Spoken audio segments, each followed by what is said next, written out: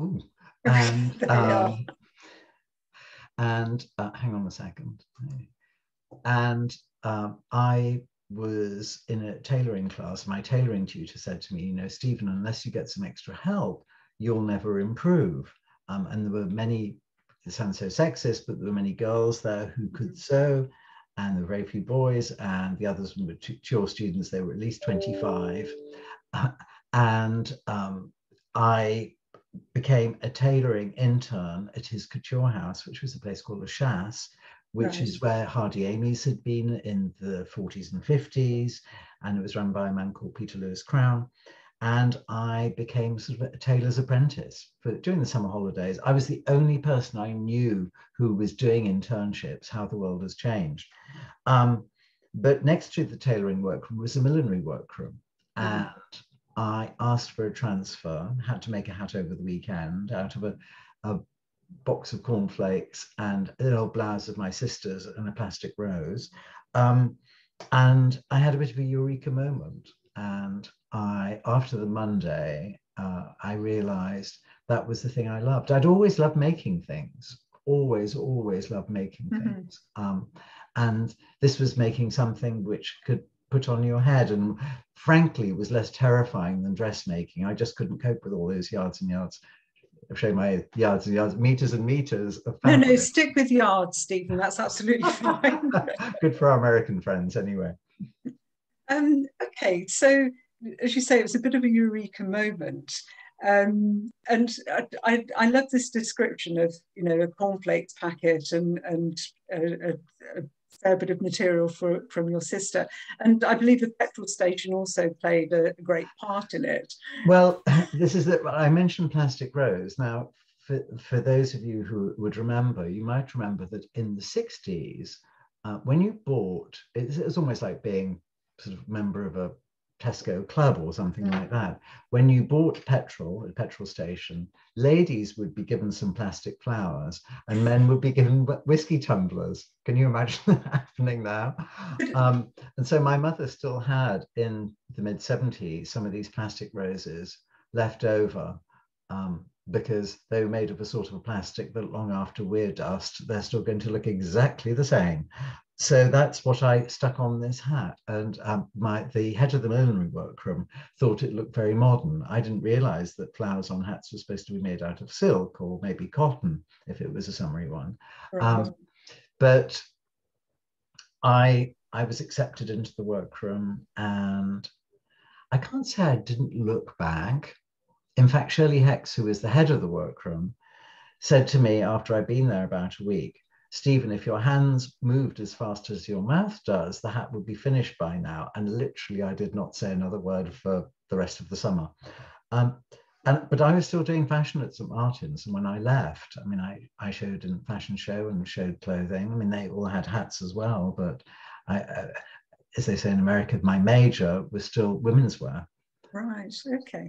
I wonder. I was just thinking about what you said about the plastic flower and the white and the whiskey glass. So I wonder today, if you were faced with that, whether you would do something with the whiskey glass rather than the flower, because, you know, the flower seems more traditional, whereas looking at some of the creations that you have made, they're not so kind of traditional. A lot of them, are they? Well, I don't know. I think if you were doing it nowadays and you were paying for petrol, either you'd have one of those little club cards, plastic things. I would have decorated it with that. But if you were doing contactless payment, I don't know, maybe I could make some sort of mirage or something. I don't know. Very good challenge. I hadn't thought of that one before. Well, there you are. There you are. And you mentioned that you liked making things as a child.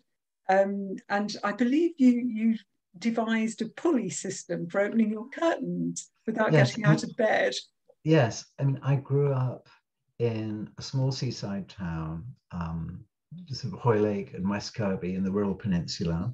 And there was our house and then the road and then the sea. And I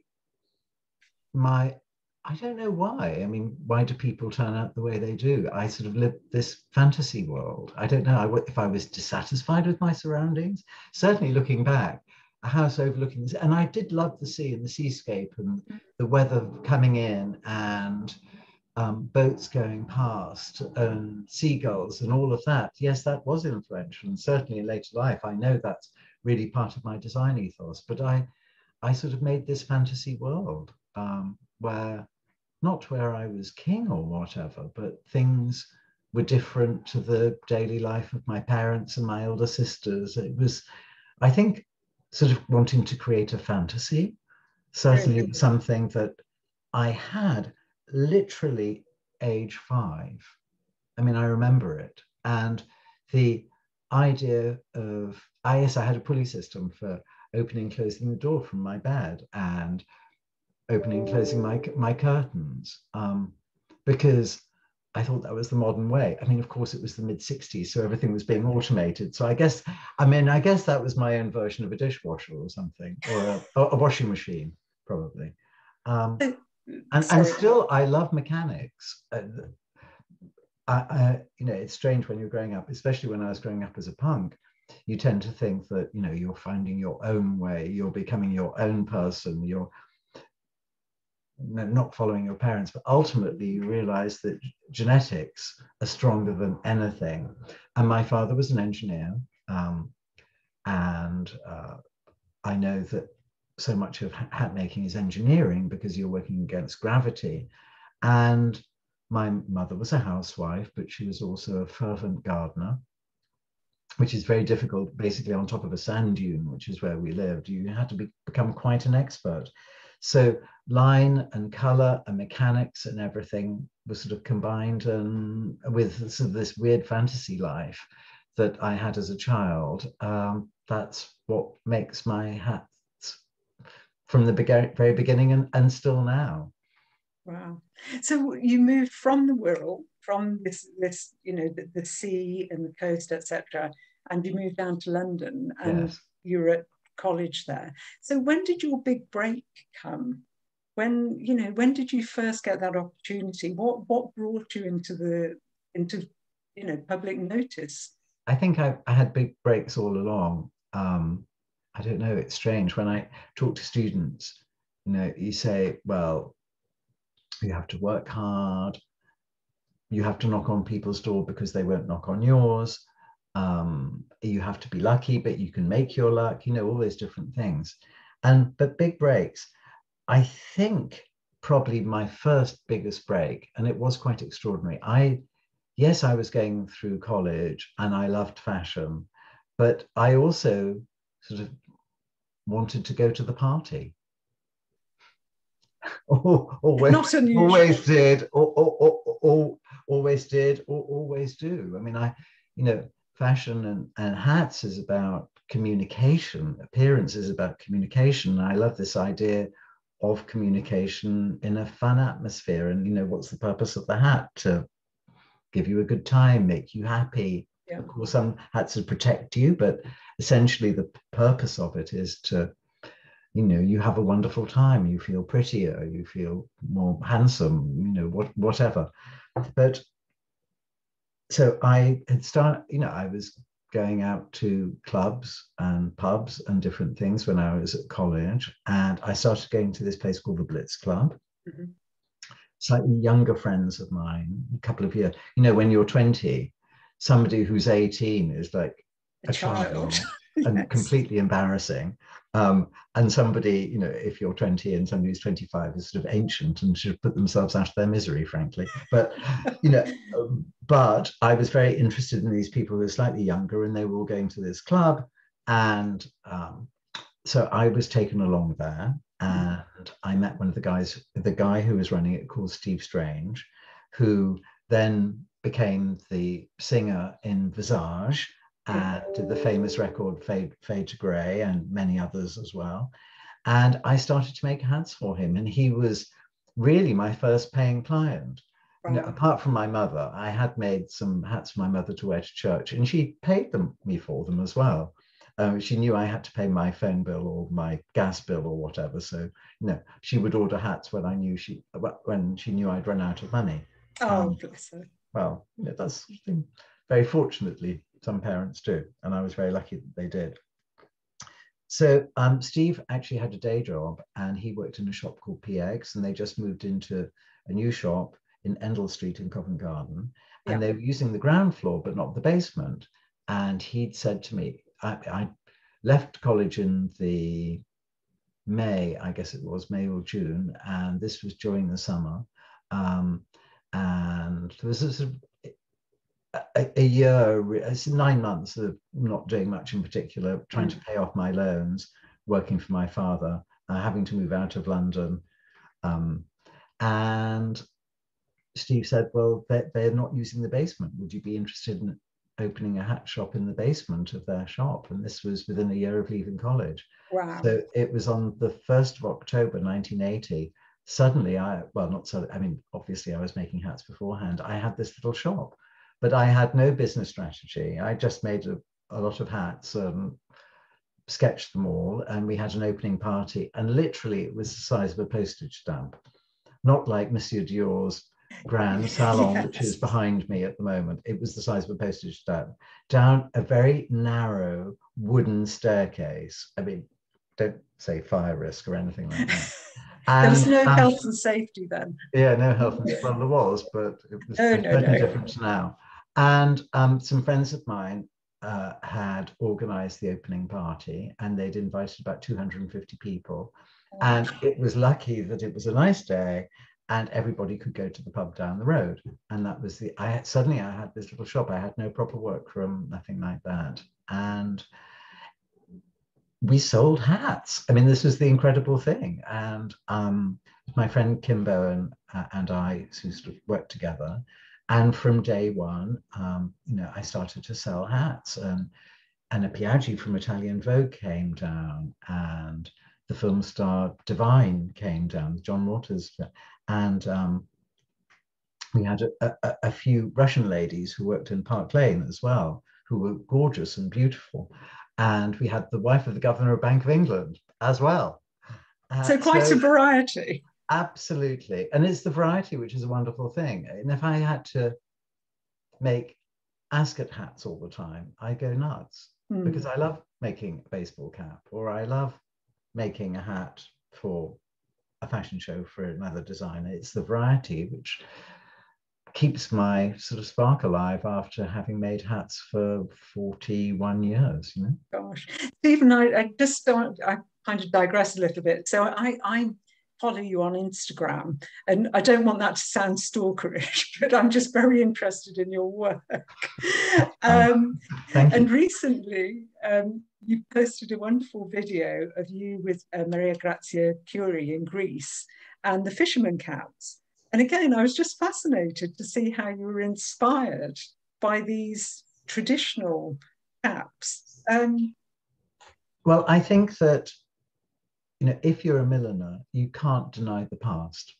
Yeah. Because if you're looking at an 18th century Bergère hat in straw, if you're looking at a metal helmet from Greece, if you're looking at a 1940s hat made during the war, which was made out of a make, do and mend, and it was a pair of tweed trousers which were then made into hat. All those things before you were such a wealth of inspiration. So inspiration comes from everywhere. And in fact, in that Greek fisherman's hat, it was really a collaboration between France and Greece. Maria Grazia was really into that. It was very important for her. Also, because in the world that we're aware of now, which is cultural appropriation, what are we doing in Greece? What elements are we using?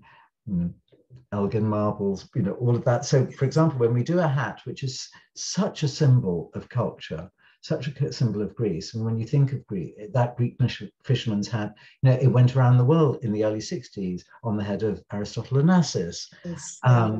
And in fact, there are so many symbols on it. I mean, I'll just tell you one, which is the cord, which is in the front. So it has a cord on the front, which can be undone. It can be pulled out.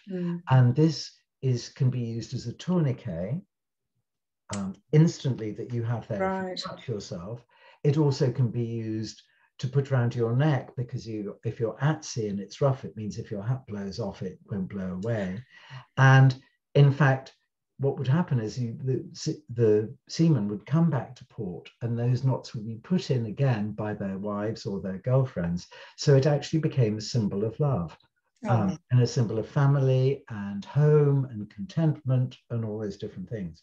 So that's all the culture that you're dipping into, you know, all fashion, but especially millinery. Nothing is neutral. Even the simplest baseball cap is not, you know, it says America, it says sport, it says weekend, it says fun. You know, if a baseball cap is like a t-shirt, is it like a plain white t-shirt? You know, plain white t-shirt has got messages in it, just as many messages as a Dior ball gown. Yeah, yeah. And can I just draw attention to, and I'm so pleased to see you wearing a hat. Yes, well, I'm talking about Dior, so I'm wearing a Dior Man shirt by Kim Jones. Lovely. And a French beret, funnily enough, made in Japan, because I do believe in crossing cultures as much as possible, because that's the great design world we live in. Well, we've mentioned Dior, and I know that you've created hats for them for over 20 years now, I believe. Is it 25? God. Yeah, a quarter of a century. Wow. And so we're going to, and this photograph that you came up with, I think is just stunning. And it brings together Dior and Cecil Beaton. Yes. So how did you come to be involved with Dior? So I have worked with, I knew John Galliano when he was first leaving college. In the Galliano book, it said he asked me to make hats for him for his show at college. I have no memory of this whatsoever, but it was on a dance floor. And apparently John said, I'd said to him, not on your life, darling. But I mean, I think that's an urban myth. But anyway, my first assistant, Sybille de Saint-Phal, who is the niece of Nicky de Saint-Phal, the sculptor, she was working for me, and she worked for me part-time, and she worked for John. So we sort of knew each other socially and through many other routes as well. But after he'd moved to France, one day in 1993, I had a phone call from his assistant, and he asked if I would like to come to Paris because John would love to collaborate with me. We knew each other socially, but he just arrived in Paris, and I made some hats for him the first season, the little tricorns. And then there was a very famous show at Sau Schlumberger's house. We showed 18 outfits, all in black, and it became one of those important fashion shows that we talk about. And a couple of years later, John got the job, amazingly, of being the designer at Givenchy. Monsieur de Givenchy was retiring, and it was owned by LVMH, Louis Vuitton, Mary Hennessy, and Monsieur Arnault had asked John to be the designer there. And John said to me, do you like to be the milliner at Givenchy? So I went in there, and they had their own workroom, and that was a complete adventure. But a year later, in 1996, it was announced that Monsieur Ferré was going to be leaving Dior. He'd been there for 6 or 7 years, and you know, Monsieur Dior only designed at Dior for 10 years. I mean, sadly, he died very young. And then there was Yves Saint Laurent who was there, and then Marc Bohon, and then Monsieur Ferré. But we were at Givenchy. And in fact, funnily enough, Women's Wear Daily contacted me and said, well, who do you think is going to be the new designer at Dior?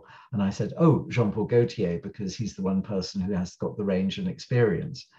And a couple of days later, it was announced that John was going to Dior. And for many years afterwards, John would always say to me, if I'd said, should the veil be like that or like this, he would say, oh, I'm not sure, Stephen. Maybe you should ask Jean-Paul Gaultier, because obviously you think he would know such things better than me. Dear. So that was our joke, but it still stung. So John asked me if I could be the milliner at Dior. And so I remember going there for the first day and walking up that grey carpeted staircase and seeing photographs on the walls of Marlene Dietrich there in 1948, or Ava Gardner, of Monsieur Dior himself. And I was really thinking, this is the center of fashion. this is the center of everything that I'd worked to. And, you know, there's so many centers of fashion, but the staircase at Dior, the grey one, and the salon that we see photographed behind me, which is actually a national monument. And I know the staircase at Chanel, for example, which is all mirrored, and there's many photographs of Coco Chanel being photographed on the staircase there. Funny, it's always staircases. Yes. Staircase to heaven, maybe. And I went in there and I met Silvana, who was head of the workroom, whose both her parents had worked with Monsieur Dior. So she said she was the original baby Dior.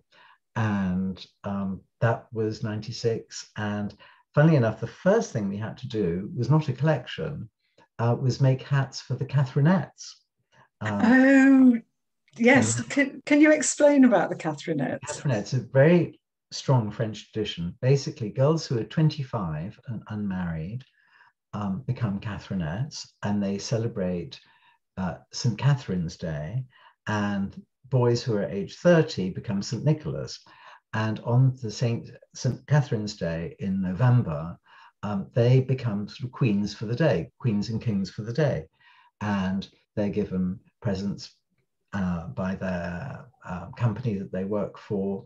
They dress up. In Monsieur Dior's day, they used to completely convert the workrooms into this. There could be a Parisian nightclub, it could be a baker's. They were all dressed up in costume. But the one thing which has really stayed on is that they are all given a hat in the colors of St. Catherine, which is yellow and green. And of course, the millinery workroom is the place that makes the hat. And there were about 10 Catherinettes who, from that first season, who were girls who are unmarried at 25. Of course, it's a very ancient tradition. Of course, the girl said to me, well, I'm quite happy being unmarried at 25. What's going on? But it's there's a ball in the evening, and it's the equivalent of the Christmas party. What a fantastic tradition to carry on. In fact, I think I was very fortunate. I visited Dior on the 30th of November when they had their huge, it must have been 2017, I think.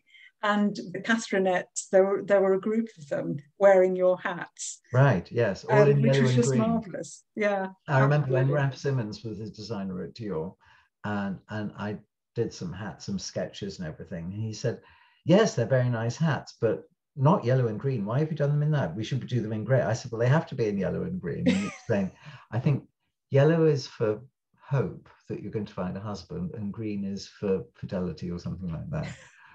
I try not to explain it too much, because otherwise I think all the Catherinettes are run away from me, but still, because of modern times, you know. Stephen, I'm so sorry, we digress. I could chat to you for hours, I'm afraid. Yeah. So I'm going to pull us back. So you've mentioned Dior, you've got that stunning background there, and there's a suit in the background of your photo, your background, which was so important to Dior. And I just want to bring it up on screen, if I may. And can you tell us about what's going on in your background, and also this amazing bar suit?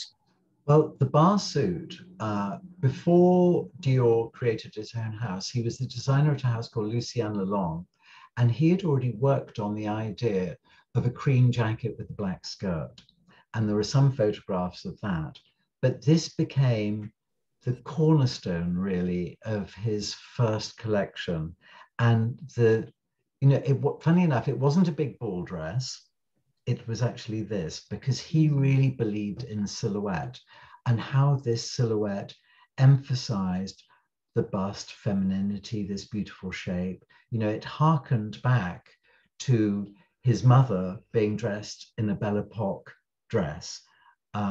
This photograph behind me is actually a photograph of the fashion show, because so often we think of the Dior, Dior, this bar suit, the name of the suit is bar, as being photographed by the side of the Seine with a domed straw hat on. In fact, that photograph was taken in 1957 when he was doing a lecture at the Sorbonne. The outfit was recreated. And this particular photograph is of the initial fashion show with a black straw hat with it. And in fact, this photograph, they had very bad copies of it previously, but Christian Dior Parfum have recently bought the print of this, which is why I can show it today. This was only available about 6 months ago, so this is really a new photograph. And what's so interesting, of course, everybody looks as though they're sort of dressed in the audience in silhouettes from wartime. This was 1947.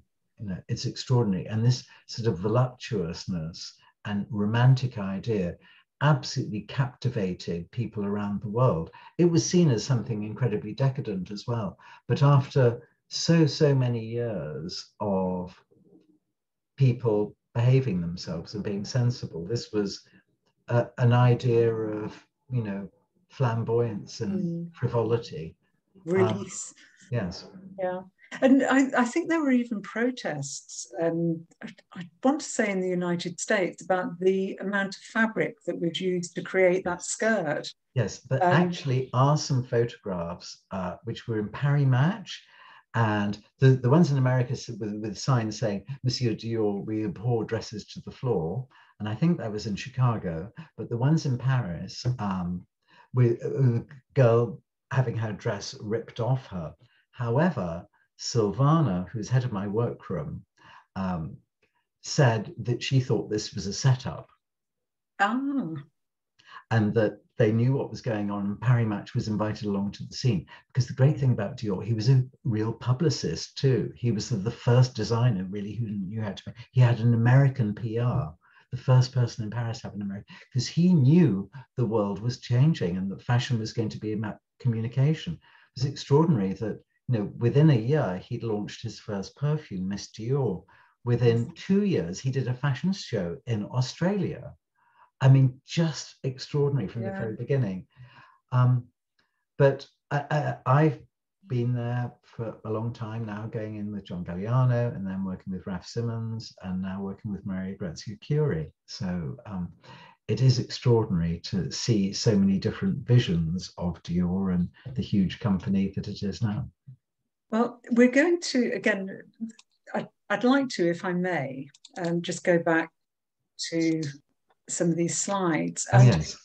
Again, this is a combination of Dior and Beaton. Would you like to tell us what's going on here? Yes. So, well, this is Princess Margaret in her 21st birthday dress. There is a story, and I don't know how true it is, that in fact she had ordered her dress from Norman Hartnell, who was the Queen Mother's dressmaker, who was wonderful and made all these beautiful, beautiful outfits from the Queen. But, she was her mother's dressmaker. And I have heard that Dior offered her this particular dress as a present. And I think this was in 1952, And of course, he was the latest young fashion designer. So Princess Margaret put it on and left that Hartnell behind. And of course, this photograph has gone around the world again and again. The photograph of Cecil Beaton took of Princess Margaret wearing this dress with extra petticoats on. Also in this slide presentation, there are some photographs of when it was exhibited at the V&A a few years ago, and you can actually see the color of it. Can you find those pictures? Yeah, no, I can find that. Hold on. This is all happening in real time, completely unrehearsed. Hold on. I was going to say, it's interesting, just going back to your comment about Norman Hartnell. I think Cecil Beaton and Norman Hartnell didn't have an easy relationship. No. So I'm guessing that had it been a Norman Hartnell dress rather than Dior dress, perhaps he wouldn't have been quite so happy to photograph it. Yes. I mean, I've been trying to research, this is me, because of course Princess Margaret didn't have a hat on that photograph. So I tried to sort of give an evocation of her hairdo, and this is in pleated calico, the same as the mannequin that is wearing the dress. I've been trying to research into the history between, oh, and that's the dress now. Mm-hmm. And you can see it was much smaller than the photograph. And of course, it's aged and yellowed over time. But of course, they knew each other. And in fact, they really admired each other as well. In the book, The Glass of Fashion, which was Cecil Beaton's book about fashion, there's an entire chapter devoted to Christian Dior. And he drew his portrait, took photographs of many of his clothes. Dior actually even named some dresses Cecil Beaton, and then in the Metropolitan Museum in New York. And they're flower-strewn dresses in that very neo-romantic way that Cecil Beaton often photographed things. Interesting thing is you can see in this photograph how big the dress that Princess Margaret is wearing in this particular photograph. And of course, this was 1,000 years before Photoshop. Yes. But what people actually think was done is that Beaton completely faked this photograph to make the dress look much, much bigger. And also he recolored it as well. So okay. Visual trickery was going on then just as much as now. But I think he literally had to, I was very fortunate a couple of weeks ago to talk to Hugo Vickers, who was Beaton's biographer, that's the word. And he had a series of photographs. So starting out with, I think it was Beaton's cleaning lady, and she was quite a portly lady. And then the second photograph showed, you know, pen marking up about bringing cheeks in, trimming her waist, etc. And then on the third photograph, you had this svelte creature. So that was fascinating. And oh, if only real life was as easy as that. If only, yes, indeed, indeed. Now, sorry, Stephen, go on. But Beaton's always been a huge inspiration to me, I have to say. And the fact that he could paint, draw, photograph, write. I mean, he was such a polymath. It was sort of extraordinary. And if you watch the film Dear Cecil, you know, you'll learn a lot about him. But of course, if you're a milliner, you can't but not admire hugely the Ascot Gavotte sequence from My Fair Lady. Of course, of course. And you're right. I think it's astonishing to think, you know, we have the most amazing costume designers today. I mean, Sandy Powell, who I think has a lucky beret of yours. Yes. You know, she's amazing. Your good self. But to have someone that puts those skills together and, you know, to that degree, it's just amazing, really, isn't it? Yeah, and he was absolutely unique and had the ambition to make it all work. And that was and in a funny way, he's like a dress designer. I mean, a dress designer has got to have so many things. A famous dress designer has got so many things, and they have to have the drive to make it all work as well, because it's not an easy life. And Cecil did not have an easy life, but made it work really sort of up until the end. And I think it was interesting to learn a bit about him and how, you know, he was a self-publicist and he's I don't know about if you put your sisters through this kind of torture, but, you know, he would photograph them with their heads in a glass dome and upside down and goodness knows what else. No, my sister, I mean, for me, my sisters were sort of quite a bit older than me. I was complete liability for them. So I was the annoying younger brother who they had to babysit for when they wanted to be out with their boyfriends who had sports cars or whatever. Well, you mentioned Cecil Beaton and My Fair Lady, and I just want to bring up another one of your photographs. And am I right in saying that Audrey Hepburn didn't actually wear this costume in the film?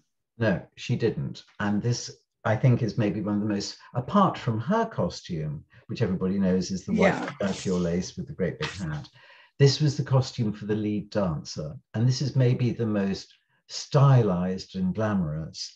And there's I have an extraordinary story about this.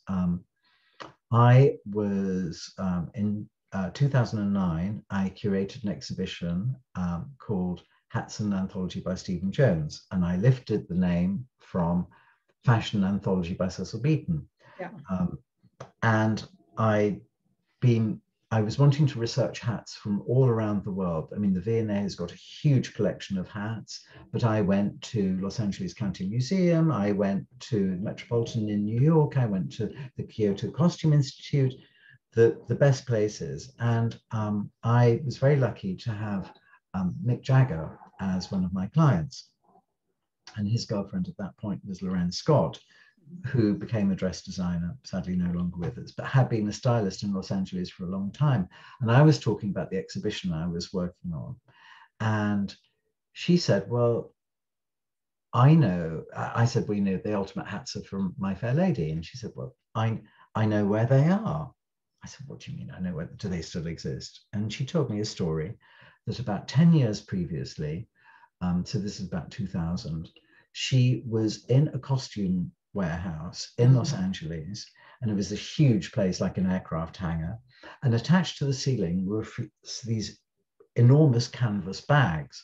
And she said to somebody, oh, what are those? And they said, we don't know. We think they might be from a film from the 60s, from the 50s or the 60s, but we never actually, I think the person who was responsible was not there. So they got one down, and immediately she recognized those were actually the costumes from My Fair Lady. And so they went into Warner, the clothes went into Warner's corporate archive. I made an appointment after many phone calls to go there. I went to Los Angeles to this anonymous grey box in Burbank. And I went in, I said, you know, can I see the dresses? And they said, well, yeah, we have got hats here, but we've never looked at them. We've never archived them. So what was extraordinary, I looked through these great big boxes and I came across most of the hats from the film. I mean, they were squashed as flat as a piece of paper. And then what was extraordinary, then I was coming through photographs of the hat from the costume tests. And on the back of some of the photographs, there were little scribbles from Beaton that nobody knew were that. And at the very bottom of the box was this hat from the lead dancer, which I had always thought, that's a fairly ultimate hat because it is so glamorous, it adds height, it's fun, it just looks amazing. And very luckily, I was able to borrow that hat for the exhibition at the V&A, and on the condition that I returned it to its sort of slightly its former glory. So I sat down and over a weekend steamed it and pressed it and everything very, very carefully, so it could then go into the exhibition at the V&A. Wow. But it did have an influence on you as well, didn't it? Yeah. And in fact, there's one hat which is called Favorite, which is a sort of a facsimile of that hat, which is there. I did it in all black, not black and white. Yeah. And this is one of the hats that we showed and are showing. Which is currently at Blenheim Palace. Which is currently at Blenheim Palace. Absolutely. Yes. And of course, you're no stranger to Blenheim Palace yourself, Stephen, are you? Because you, back in 2017, the hat that you just mentioned, Favorite, came to Blenheim as well. Yes. And starred in one of our exhibitions, A Passion for Fashion. But you were there before that as well in 2016. Yeah. Well, yes, for a Dior fashion show. But in fact, I haven't often, but my parents moved down from the north of England to near Marlow in Buckinghamshire. So Blenheim Palace was fairly on a sightseeing trip. Yeah. Also, I have family from all over the world. So when they arrived in Britain, they normally came to stay with us. And so I was the tour guide for Blenheim Palace. Lovely. But in 2016, yes, Dior did another fashion show there. And we had, was it 2016? I can't. Actually. It was, yeah. It was May 2016. Yeah. And yes, it was May 2016. And it was the 31st of May, I believe. Yeah, it was. Because it was my birthday. And Dior had a private train all dressed up in Dior grey on the outside. And we had a long leisurely lunch, then arrived at Blenheim, and there was a fashion show in the afternoon. There was. Yeah. And in fact, if I remember rightly, because I was actually, I can't tell you what it was like for Blenheim staff. I mean, it was so exciting. And, you know, we were all saying, we'll work, because the palace was closed to the public. And there you are on the Orient Express. With Bianca Jagger in the background. Yes. Which is extraordinary. And then there's the picture in the long library. Yeah. And down the end of the long library is the organ. And the end kind of that the models are walking towards, there's a statue of Queen Anne. And I was hidden behind the statue of Queen Anne for the entire show. It was fantastic. Queen Anne, who was the person who created Ascot Racecourse. Of course, yes. Yeah, absolutely. And also, I mean, this is nothing to do with what we're talking about. Ascot became notable for dressing up because at the very beginning, people used to dress their carriages. I didn't know. And then they would dress to match their carriages. And that's how it became very, very well known. Wow. And it became, I mean, of course, it was just aristocrats who were there. And then the train arrived during Victorian times. And in fact, extraordinary, because it had taken like 2 days to get to Ascot from London because you were going over unmade road. Suddenly the train was there and people from London could come. So that's how it became a huge and popular event. And I remember doing a talk for Ascot, and there's a quote, I would love to say it was from the Duchess of Marlborough, but I'm not sure, in 1780, saying we had to be reminded that it was actually a race event and not merely an excuse for showing off your latest toilette and hamper from Fortnum and Mason's. That's priceless, isn't it? Yeah, which was in the Times. I remember I researched that quote in their library then. Oh, that's wonderful. Stephen, you did then come back to us in 2017, and you gave a wonderful talk at an event that we had, and you made me wear that hat, that rainbow-coloured hat. Yes. This was a hat I made for John Galliano, and this was sort of inspired. My sister had been to Peru and had asked them you can have those hats knitted for you, and she'd asked if they could knit one in black and grey, and they said no, you want to have beautiful bright colors, and she said no, black and grey. So they did knit one for me, and John had been talking to me about Peruvian hats, and I said, oh, actually I have one which was made for me, and we started to talk about knitting and pom-poms and things, and it's weird how things happen. I just had a piece of paper and a pencil, and I drew one of those hats with a Mohican on the top, basically made out of pom-poms, and my pencil just sort of slipped into that way.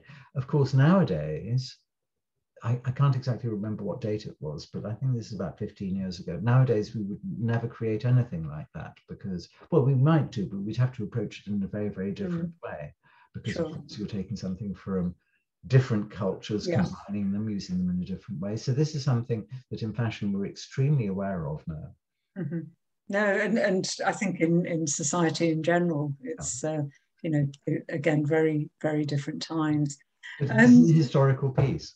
Yeah, absolutely. Stephen, I just have a couple of questions, more questions for you, as it were. One of the things, now you've presumably got a vast collection of your own hats that you have designed. Do you have any hats that belong to any of your idols or heroes? You know, do you have a collection of other people's hats or hats that other people have worn? Yes, I mean, I have 15 huge reference boxes, which are of all sorts of different hats, which I use. And some, I mean, I have a few hats worn by Anna Piaggi that I made for her. But actually, people are very protective about their hats and don't like giving them back. Right.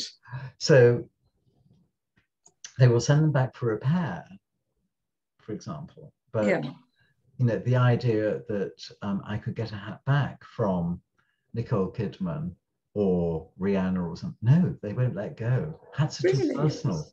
People never throw hats away, or very rarely, because hats are always associated with an important event, or it's their familiarity, the fact that you've worn it for 3 years or something like that. I mean, it becomes your favorite hat. Yeah. I mean, not to say it's like a security blanket, but hats do become imbued with that sort of sense of belonging or something, which is very personal. So I rarely get hats back from celebrities, for example. Right. But if I'm doing an exhibition, absolutely, they will lend hats back to me. Because you did that amazing exhibition at the Pavilion a couple of years ago, Yeah. which again I was very, and again it does sound a bit stalkerish, but I was very fortunate to go and visit it. Mm-hmm. Yeah. And I remember the formal table and the way it was set, not with people but with hats. Yes. And I thought that was stunning. Yes, and we had, we worked on the table placement for so long. So, for example, we had Rihanna and Lady Gaga. Now, are they competitors, or would they actually like to sit and gossip about their managers? Who knows? And what fans are like? Who knows? And King George. Well, we put him next to Kate Moss because we knew he was a ladies' man, and she's fun. So I thought they would get on very well. And there were many, many permutations like that. That's fantastic. And now how they would look at each other, they want to be too far away from each other. So there were royal clients there as well. So there's certain formalities which had to be observed. But all those clients did give me hats back. Yeah. Oh, fantastic. Stephen, I think sadly there's probably only time for one last question. Sure. So again, with my Blenheim hat on, this gentleman, a photograph by Cecil Beaton, and Cecil Beaton did photograph many members of the family, the Blenheim family, and you seldom see Winston Churchill without a hat. And I was having a look at the different hats, and he wore a bowler hat at school as a child, top hat. He wore kind of tin hats. He wore sailing caps. It goes on and on. If you had to design a hat for Winston Churchill today, what sort of thing do you think you would it be a little Blenheim? What do you think you would do? Well, the reason that he's not wearing a hat in that photograph is because he's inside. Yeah. And of course, no gentleman really wears a hat inside. So maybe I would make a hat for him to wear inside. I remember seeing at the Imperial War Museum a photograph, an outfit of his, which was a velvet all-in-one siren suit in cherry red, in very dark, his siren suit. So maybe I would make him a little smoking cap to match with his cigar. That would be absolutely perfect. In the same red velvet, probably embroidered with his initials, maybe a little fruit for Clementine, his wife. It would be nice maybe that could be embroidered on the lining. I love it. With a tassel, and maybe a tassel with silks or with yarns from all the different countries then, if you're maybe of the Commonwealth, as you say. And there's so many different things we could do. But I think a hat to wear inside. Excellent. Stephen, this has been an absolute joy. Now, again, I'm sure there are still people that are thinking, don't see the connection with Blenheim. So we have a Cecil Beaton exhibition at Blenheim. We have two of your wonderful hats. We have a connection with Dior because we had Dior fashion shows back in the 50s, which we haven't even touched upon today. So come to Blenheim, come and see us.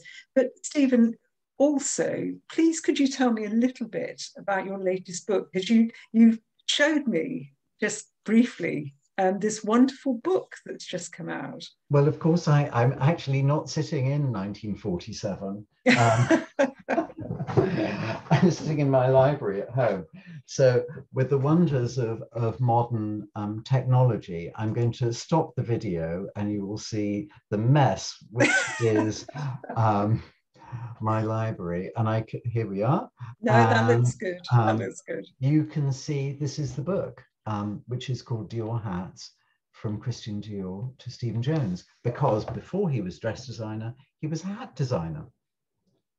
And in it, funny, this was not prepared or anything, you will see that these are, for example, these are some of his original hat designs.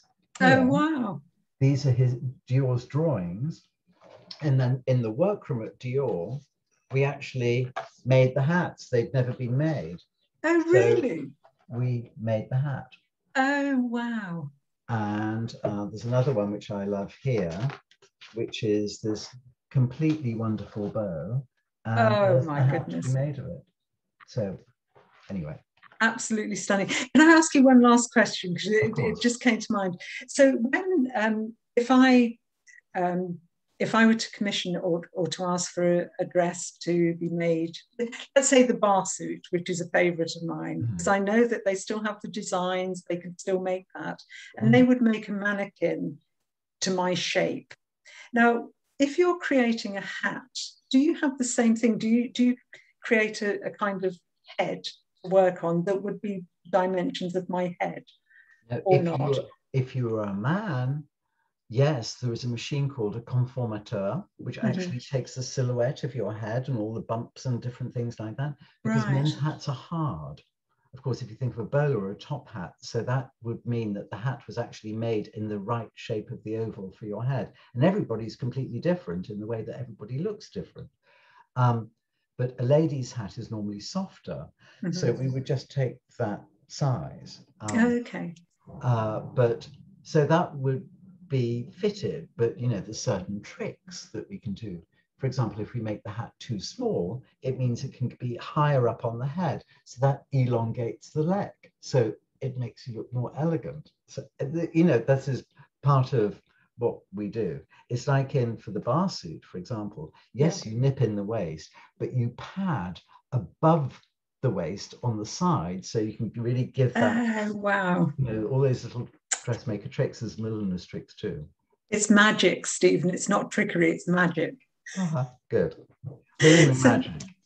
Thank you so very much. It's been an absolute pleasure and a joy to speak to you. And I wish you continued success with your book, with your hats, with everything you do.